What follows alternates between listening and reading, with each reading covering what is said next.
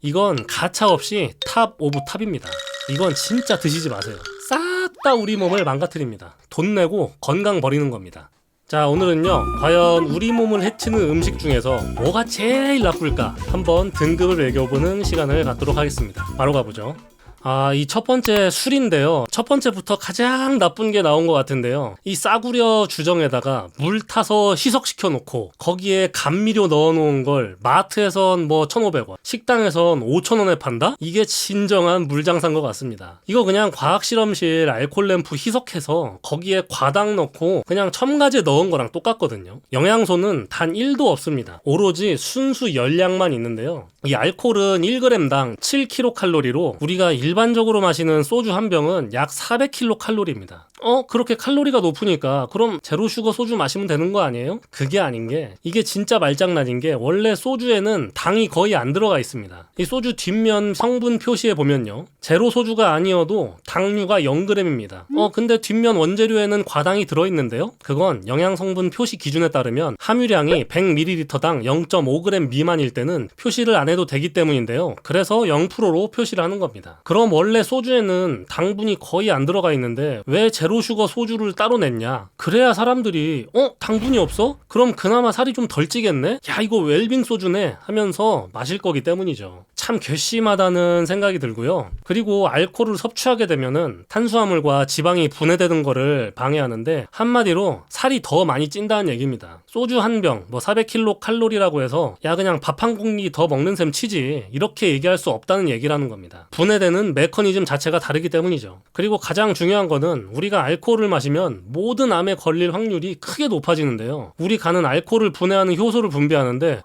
간 수고했어, 좀 하고 쉬어, 이러면 다행인데, 이 알코올을 분해하면서 아세트알데히드라는 이 발암물질이 나오게 됩니다. 이게 바로 1급 발암물질인데요. 이 아세트알데히드가 간을 손상시키는 주요 원인입니다. 침묵의 간 80% 가까이 손상되지 않고서는 그 증상이 없어서 나오는 말인데, 뭐 침묵의 장기가 간만 있는 건 아니고 뭐 췌장도 있고 폐도 있고 한데요. 여튼 동양인은 선천적으로 알코올을 분해하는 효소 자체가 굉장히 적습니다. 이 얼굴이 빨개지는 게 이게 다 아세트알데히드 때문이고요. 아시안 홍조 증후군이라고도 합니다. 그렇기에 더더욱 이 간에 오는 데미지가 크게 오고, 이런 게 누적되면은 바로 간암이 되는 거죠. 이 간암뿐만이 아니고 구강, 후두, 식도, 위, 대장, 술이 훑고 지나가서 배설되기까지 지나가는 모든 장기에 암을 다 발생시킵니다. 영양적 가치는 1도 없으면서 우리를 뚱뚱하게 만들고 암까지 발생시킨다? 이건 가차없이 탑 오브 탑입니다. 이건 진짜 드시지 마세요.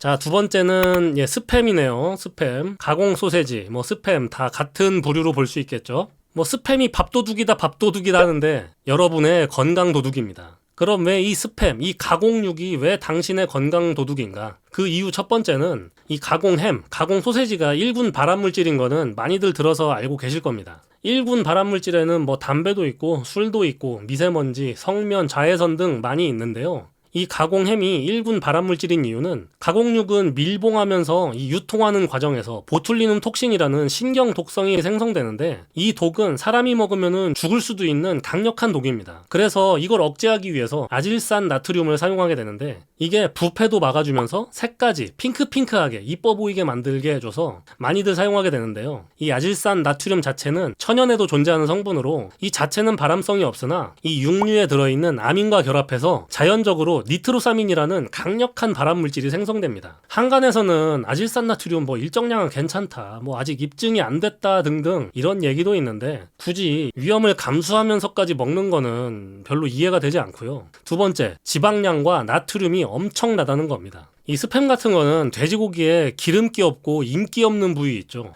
주로 어깨살이나 엉덩이살 같은 거를 이용한다고 하는데, 이걸 부드럽고 맛있게 하려면은 돼지 지방을 엄청 많이 넣어야 됩니다. 이거는 리챔이라는 제품인데요. 총량이 340g입니다. 그중 100g당 약 300kcal인데요. 이 100g 정도면은 한 3분의 1 정도가 되겠는데, 여기에 단백질보다 이 고작 두 조각에 하루 지방량의 50%가 들어있고 나트륨도 670mg이나 들어있습니다. 이 말은 이거 한 통이 거의 1000kcal 가까이 된다는 얘기입니다. 짜지 않다는 점을 강조한 제품임에도 불구하고 나트륨 함량이 이렇게나 많이 들어있고 지방량이 많아서 열량이 엄청 높은데 밥 반찬이 없어서 급해서 먹는 건 어쩔 수 없다고 쳐도 돈육 90%가 넘네 하면서 좋은 단백질원으로 착각하고 드시지 않았으면 합니다. 그래도 술처럼 순수 악은 아니기 때문에 S등급을 부여하겠습니다. 세 번째는 치킨인데요. 고소하게 튀겨서 바로 먹기도 하고 뭐 양념에 버무려서 먹기도 하고 이렇게 먹는 치킨은 뭐 우리나라 소울푸드라고 할 정도로 많은 사람들이 좋아하는 음식이죠.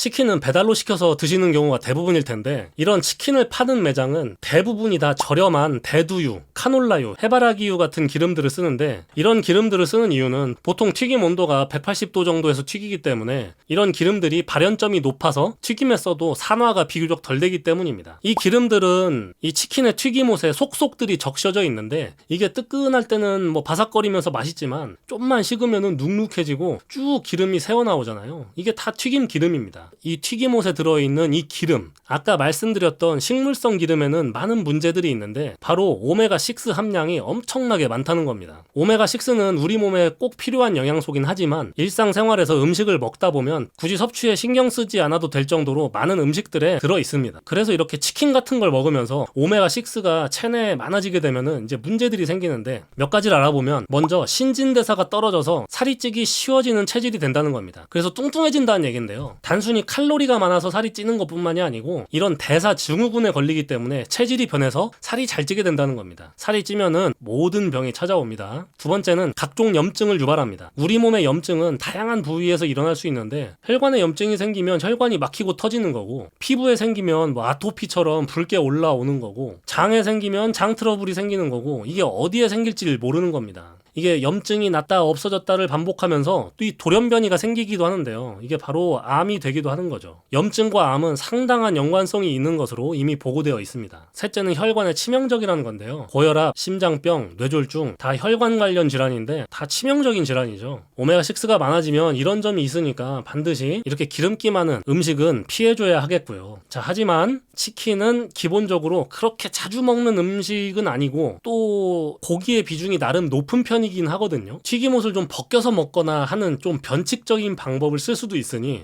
이거는 A등급으로 주겠습니다. 다음은 피자네요.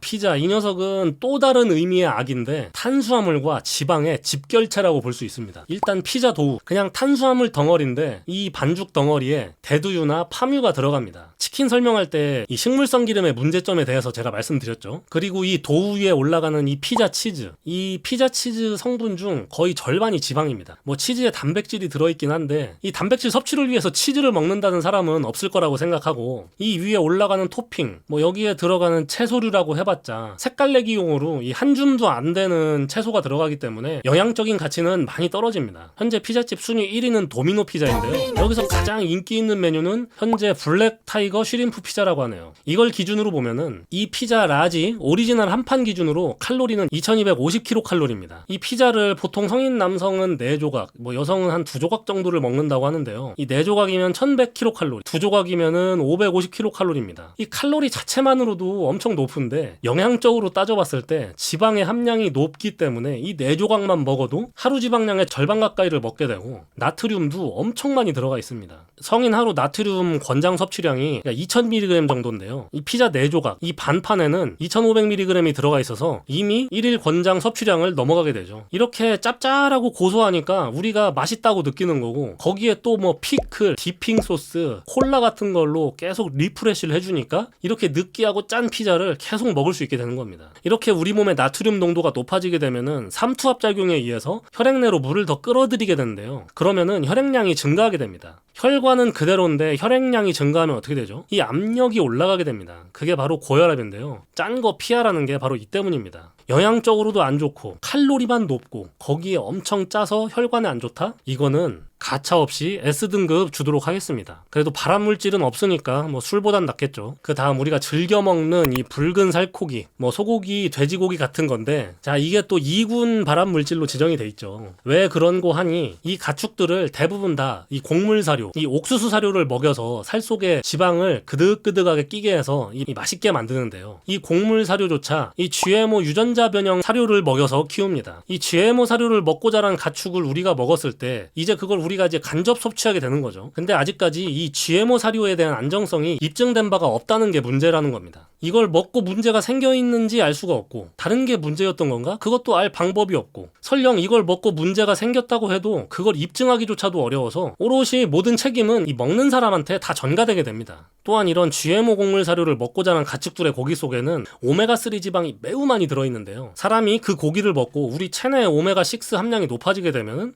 각종 염증이나 혈관질환 같은 질병이 걸릴 확률이 매우 올라가게 되죠. 뭐 이것뿐이냐? 우리나라 사람들은 이런 고기들, 특히 삼겹살이나 소고기 같은 것을 이 숯불이나 불판에 구워 먹는 걸 굉장히 좋아들 하시잖아요. 이 불에 굽는 과정에서 일어나는 이 마이야르 반응에서 강력한 발암성 화합물이 만들어지는데요. 헤테로시클릭 에어로메딕 아민스라고 불리는 이 물질은요, 줄여서 HAAS라고 할게요. 인간의 암의 원인이라고 밝혀져 있고요. 돌연변이를 유발한다고 합니다. 그래서일까요? 한국인들이 세계에서 대장암 발병률이 1위라고 하는데요. 이 구워 먹는 방식을 좋아하고 그리고 육류 섭취량이 많고 거기에 상대적으로 운동이 부족한 점을 중요한 원인으로 생각하고 있다고 합니다. 그래서 이러한 이유들로 WHO에서는 적색육을 하루에 100g 정도, 일주일에는 한 근 정도만 먹는 걸 권하고 있고요. 구워 먹지 말고 삶아 먹는 걸 권하고 있습니다. 그러니까 여러분들 삼겹살 드시지 마세요. 숯불구이 드시지 마세요. 확률 자신의 건강을 베팅하지 마세요. 자, 그래서 적색육은 이런저런 문제가 많지만 조리 방법에 따라서 발암물질이 안 나오게 조리할 수도 있고 좋은 단백질 원임은 분명하기 때문에 B등급을 주도록 하겠습니다. 여러분 삶아 드세요. 다음 젓갈입니다. 젓갈. 매우 짜죠? 나트륨이 엄청납니다. 이렇게 이쁜 색과 썩는 걸 방지하기 위해서 아질산 나트륨과 그 외 화학 첨가물이 들어갑니다. 짜기 때문에 밥을 많이 먹으니까 좋지 않고 그리고 가열하지 않았기 때문에 항상 이런 위생 문제가 있어 왔는데요. 뭐 구토나 설사 같은 그런 식중독 말이죠. 그리고 영양적 가치도 그닥 없습니다. 그리고 비쌉니다. 가차없이 S등급 주도록 하겠습니다. 다음 라면입니다. 젓갈보단 아니지만 매우 짜죠? 나트륨 엄청나게 많이 들어있습니다. 그리고 영양 밸런스가 안 좋습니다. 대부분이 탄수화물이고요. 그리고 이 라면 면발에 GMO 밀가루를 많이 사용합니다. GMO의 안정성은 제가 입증된 게 없다고 말씀드렸죠? 모른다는 거예요. 저라면은 굶는 상황이 아니고서야 안 먹겠습니다. 가차없이 S등급 주도록 하겠습니다. 다음은 캔참치네요. 지금까지 나온 것들에 비하면 좀 양호합니다. 저렴한 가격에 한 끼 반찬으로 괜찮은 이 참치. 이 참치캔에 들어있는 이 기름은 야채즙이 조금 들어있긴 한데 이 대부분 카놀라유 아니면 해바라기유 같은 기름이니까 다 버리시고요. 잘 짜서 참치만 드시면 그나마 괜찮을 것 같고요. 이 참치는 수은 같은 중금속 문제가 있는데 이런 참치 통조림에 들어가는 가다랑어는 다른 참치류, 뭐 참다랑어 같은 심해성 어류에 비해서는 한 10분의 1 정도가 들어있다고 합니다. 한 캔에 약 4.5 마이크로그램이 들어있다고 하는데요. 혹시나 뭐 임신, 수유하시는 분들은 일주일에 참치캔을 400g, 그러니까 2개에서 3개 안쪽으로 드시고요. 그리고 10세 영유아는 특히 주의해야 하는데요. 이 수은이 뇌신경 발달에 치명적이기 때문에 각별히 주의를 해야 합니다. 일주일을 기준으로 1세에서 2세는 한 100g 정도, 그리고 3세에서 6세는 150g 정도, 그리고 7세에서 10세는 한 250g 정도를 섭취하는 것을 권고하고 있습니다. 그래서 이런 부분을 좀 주의하면서 드시면 좋을 것 같고요. 들어있는 기름 최대한 제거하고 섭취량에 좀 신경 쓰신다면은 저렴하고 좋은 단백질원이기 때문에 B등급으로 주겠습니다. 자, 이거 대창이거든요. 한때 먹방 같은 이제 방송에서 엄청나게 유행을 했었죠. 이 대창. 이제는 대부분의 분들이 이게 소 내장 뒤집어서 안쪽에 차 있는 게 지방이다. 이걸 마치 고빈양 착각하게 만들어서 팔고 있는 거다. 이 정도는 다 알고 계실 거예요. 그냥 지방을 씹어 먹는다고 보시면 되겠고요. 이 곡물 사육으로 오메가6 지방이 가득 찬 소의 내장을 먹으면은 수많은 문제가 생기고요. 또한 이 지방 자체의 칼로리도 1g당 9kcal 모든 영양소 중에서 가장 높습니다. 살도 매우 매우 잘 찌겠죠. 그 외에도 항상 거론되는 위생 문제도 빼놓을 수가 없고요. 그리고 구워서 먹기 때문에 아까 마이야르 반응에서 일어나는 HAAS 이 발암물질까지 매우 비추천하는 음식입니다. 그리고 비싸기까지 해요. 저는 거의 술과 대등하다고 봅니다. 이건 진짜 드시지 마세요. 돈 내고 건강 버리는 겁니다. 가차없이 R등급 주겠습니다.